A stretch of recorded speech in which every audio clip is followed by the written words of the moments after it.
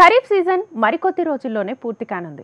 ఇక రబీ పంటల సాగు కోసం అన్నదాతలు సిద్ధమవుతున్నారు.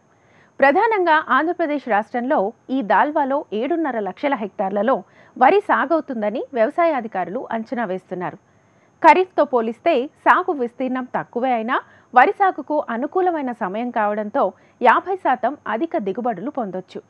ఈ క్రమంలో ఈ రబీ సీజన్లో వరిలో ఎటువంటి వంగడాలను సాగుకు ఎన్నుకోవాలి, చీడపీడలను తట్టుకునే రకాలు ఏమున్నాయి, విత్తనాల ఎంపికలో ఎలాంటి జాగ్రత్తలు తీసుకోవాలి వంటి వివరాలతో పాటు మార్కెటింగ్లో పాటించాల్సిన మెలకువలపై శ్రీకాకుళం జిల్లాలోని రాగోలు వ్యవసాయ పరిశోధనా స్థానం ప్రధాన శాస్త్రవేత్త డాక్టర్ పివి సత్యనారాయణ గారి సలహాలు సూచనలు మీకోసం. భారతదేశంలో ప్రధాన ఆహార పంట వరి. ఖరీఫ్తో పాటు రబీ సీజన్లోనూ రైతులు వరిని సాగు చేస్తుంటారు. ఆంధ్రప్రదేశ్ రాష్ట్రంలో ఖరీఫ్లో దాదాపు 15 లక్షల హెక్టార్లలో వరి సాగవుతుంది. రబీలో సుమారు 7.5 లక్షల హెక్టార్ల వరకు పండిస్తారు. ఈ క్రమంలో ప్రస్తుత వాతావరణ పరిస్థితులకు అనుగుణంగా వరిలో అనేక నూతన వంగడాలను వ్యవసాయ శాస్త్రవేత్తలు అందుబాటులోకి తీసుకొచ్చారు.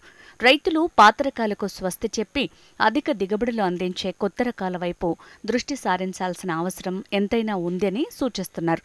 సరైన రకాన్ని సరైన సమయంలో సాగు చేస్తే ప్రతికూల పరిస్థితులను అధిగమించి అధిక దిగుబడుల్ని సొంతం చేసుకోవచ్చంటున్నారు శ్రీకాకుళం జిల్లా రాగోలు వ్యవసాయ పరిశోధనా స్థానం ప్రధాన శాస్త్రవేత్త డాక్టర్ పివి సత్యనారాయణ. ఈ గోదావరి జిల్లాలు అలాగే అటు నెల్లూరు ఇటు శ్రీకాకుళం ఇతర జిల్లాలో దాల్వా సాగు చేస్తున్నారు. ఈ సాగులో మంచి దిగుబడులు పొందాలంటే మేలైన రకాల యొక్క ఎంపిక ఎంతైనా ప్రాముఖ్యత ఉన్నది. కాబట్టి దాల్వాకి ఎంపిక చేసుకునే రకాలు ఏమిటి, వాటి గుణగణాల గురించి చూద్దాం. మనకు దాల్వా అనగానే మనకి డిసెంబర్ మాసం నుంచి దాదాపు ఏప్రిల్ 15 వరకు కూడా సాగు చేస్తున్నటువంటి నేపథ్యం ఈ మనం గత 4-5 సంవత్సరాల నుంచి చూస్తూ ఉన్నాం. దాల్వా రకానికి దాదాపుగా 120 నుంచి 130 రోజుల కాల పరిమితి గల రకాలు మనకి బాగా సాగుకు అనుకూలం.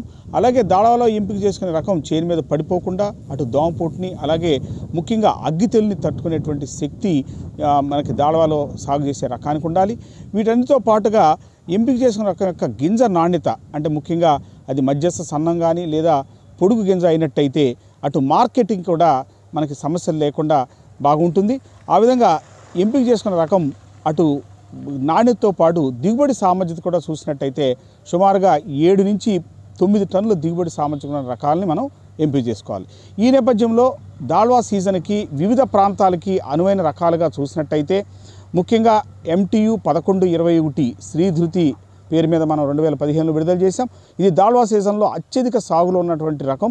ఇది 125 నుంచి 130 రోజులు కాలపరిమితి కలిగి చేను మీద పడిపోకుండా అటు దోమపోటుని అగ్గి తెగుల్ని సమర్థవంతంగా తట్టుకుంటూ మధ్యస్థ గింజ నాణ్యత కలిగి దిగుబడి సామర్థ్యం చూసినట్టయితే ఎకరానికి 45 నుంచి 60 బస్తాలు కూడా పండేటువంటి సామర్థ్యత ఈ రకంలో ఉంది.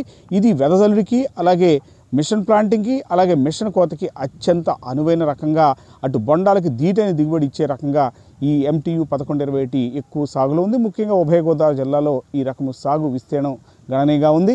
దీంతో పాటుగా మనకి ఇతర రకాలైనటువంటి సన్న రకాలుగా చూసుకుంటే NLR 34449 ఇది కూడా మనకి 125-130 రోజుల కాల పరిమితి అగ్గి తెగులు తట్టుకుంటూ సన్న రకంగా ఇది కూడా అనుకూలం. దీంతోపాటు నెల్లూరు పరిశోధన స్థానం నుంచి విడుదల చేసిన మరో సన్న రకం NLR 3354 ఈ రకం కూడా 125 రోజుల కాల పరిమితి కలిగి అది కూడా సన్న రకం BPTకి దగ్గరగా ఉన్న సన్న రకము అగ్గి తెగులు కూడా తట్టుకునే ఈ రకం కూడా దాల్వా సీజన్కి అనుకూలం. ఇవి కాకుండా అటు మనకి 1010 అనే రకం ఏదైతే లాంగ్ సిలిండర్ అంటామో పొడుగు గింజ కలిగిన రకం ఇది 120 రోజుల కాల పరిమితి దోమపోటుని అగ్గి తెగుల్ని ఒక మోస్తరుగా తట్టుకుంటూ సుమారుగా 40 నుంచి 50 బస్తాల మధ్య దిగుబడి కలిగిన ఈ రకం కూడా అటు లాంగ్ సిలిండర్ గ్రూప్గా పొడుగైన రకాలుగా మనకి బాగా అనుకూలం. ముఖ్యంగా వీటి ఏంటంటే అప్లాండ్ ఏరియాస్ శ్రీకాకుళం ఇతర జిల్లాల్లో ఈ రకం యొక్క సాగు ఎంతైనా అనుకూలంగా ఉంటుంది. వీటితో పాటుగా ఇటీవల కాలంలో మనం మరో 2 రకాలు MTU 1153 చంద్ర అనే రకాన్ని అలాగే MTU 1156 తరంగిణి రకాన్ని కూడా మనం విడుదల చేశాం. ఈ 2 కూడా సుమారుగా 120 రోజుల కాల పరిమితి కలిగి అటు దోమపోటుని అలాగే అగ్గి తెగుల్ని సమర్థవంతంగా తట్టుకుంటూ చేను మీద పడిపోకుండా గింజ రాలిక చాలా తక్కువ కలిగి దిగుబడి సుమారుగా 45 నుంచి 60 బస్తాల సామర్థ్యం కలిగిన ఈ రకాలు కూడా ఒక రకంగా చెప్పాలంటే పొడుగు గింజ కలిగిన ఈ రకాలు కూడా మనకి సాగుకి అత్యంత అనుకూలం. ఇది ఆంధ్ర రాష్ట్రంలో ముఖ్యంగా ఈ 11-27 తర్వాత ఎక్కువ సాగులో ఉన్న ఈ రకాలు కూడా చాలా అనుకున్నాం. అదే తెలంగాణ రాష్ట్రంలో చూసినట్టయితే సుమారుగా 12 నుంచి 15 లక్షల ఎకరాల్లో ఈ 2 రకాలే సాగు చేస్తున్నారు. ఈ విధంగా అంటే అటు 1010కి ప్రత్యామ్నాయంగా MTU 1156 కానీ MTU 1153 కానీ అత్యంత అనుకూలంగా ఉంటాయని చెప్పొచ్చు. ఇవి ముఖ్యంగా ఈ ఈ ఈ రకాలతో పాటుగా IR64 అనే రకం కూడా మనకు తెలుసు. గత 30 సంవత్సరాల నుంచి రైతుల్లో సాగులో ఉంది. ఇది కూడా ఏంటంటే 120 రోజుల కాల పరిమితి కలిగి అగ్గి తెగులు తట్టుకుంటూ దోమపోటుకి లొంగిపోయి ఈ రకం కూడా సన్నని పొడవైన గింజనాడిగా కలిగి ఎక్స్పోర్ట్కి అటు 1010 IR64 1153 56 కూడా అత్యంత అనుకూలంగా ఉంటుంది. ఈ విధంగా IR64 కూడా సాగుకి అనుకూలం.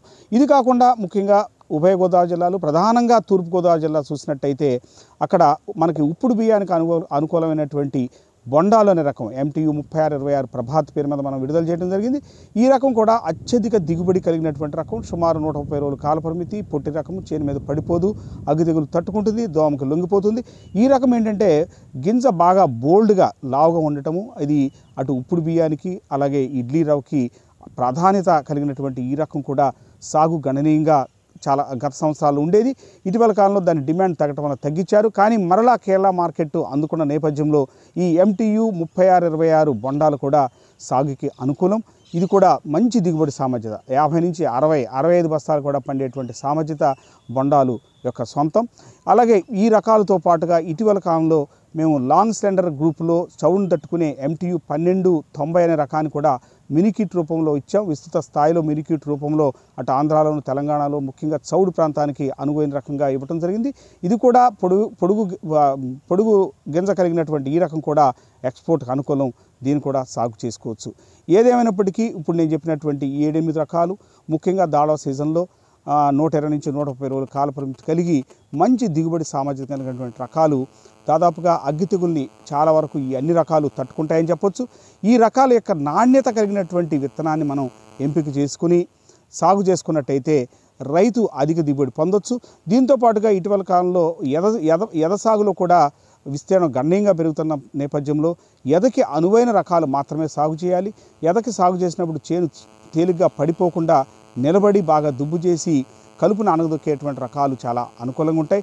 ఆ కోవలో చూసినట్టయితే అటు MTU 1128 కానీ MTU 3626 ఈ 2 రకాలు కూడా ఎదికి అత్యంత అనువైన రకాలుగా మనం చెప్పుకోవచ్చు. మరి రబీ పంట చేతికి అందిన తర్వాత మార్కెటింగ్ ఏ విధంగా చేసుకోవాలో శాస్త్రవేత్త మాటల్లోనే తెలుసుకుందాం. ప్రధానంగా మనం దాల్వా సీజన్లో సుమారుగా 7.5 లక్షల హెక్టార్లు సాగు చేస్తూ దాదాపుగా మనకి 35 లక్షల టన్నుల బియ్యాన్ని మనం ఉత్పత్తి చేయగలుగుతున్నాం.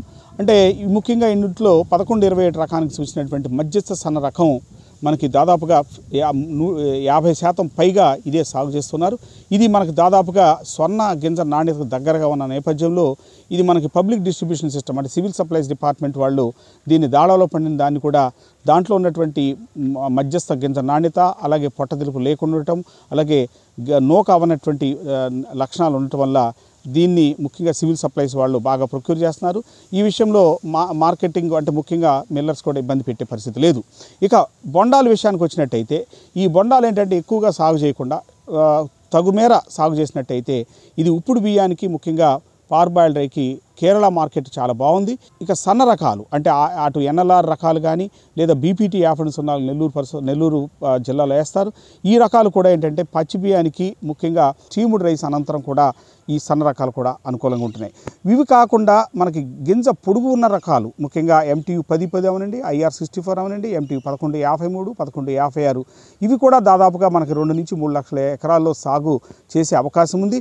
ఇవి ఏంటంటే దీని నుంచి వచ్చినట్టు ఉత్పత్తి మనకి తిండికి అంతగా ఉపయోగపడదు. కానీ ఇందులో ఇవి పార్బాయిల్డ్ రైస్కి కానీ లేదా వీటి యొక్క గింజ నాణ్యత పొడుగుగా ఉండటం వల్ల ఇది చాలా దేశాలు అంటే బయట దేశాలు నాన్ బాస్మతి గ్రూప్లో అటు ఆఫ్రికా కానీ ఇతర దేశాలకి కొని ఇవి ఎక్స్పోర్ట్కి చాలా అత్యంత అనుకూలంగా ఉన్నవి.